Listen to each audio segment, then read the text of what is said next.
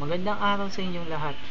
Nandito ako para ipahatid ang mensahe o aral ng mahal na Birhen ng Lazareth. At isa dito ang reconciliation.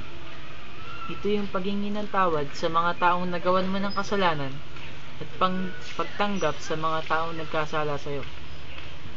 Nangangahulugan din ito ng pagkakaroon ng pagkakaisa at pagmamahalan sa bawat isa. At higit sa lahat, ang paghingi ng tawad sa ating Panginoon at ang pagbabalik loob sa Kanya. Pinapakita din dito ang pagbaling mula sa isang paniniwala at iyon ay ang paniniwala sa Poong may kapal at kapalit nito'y pag-ibig sa Diyos na may matibay at matatag na pananampalataya.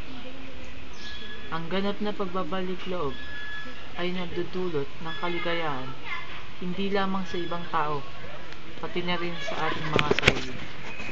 Kaya bilang isang Salitino, kailangan kong ipamahagi hindi lamang ako at pati na rin yung ibang tao na nakakaalam ng mga aral at mensahe na nais ipahiwatig ng mahal na Birhen ng Lazareth.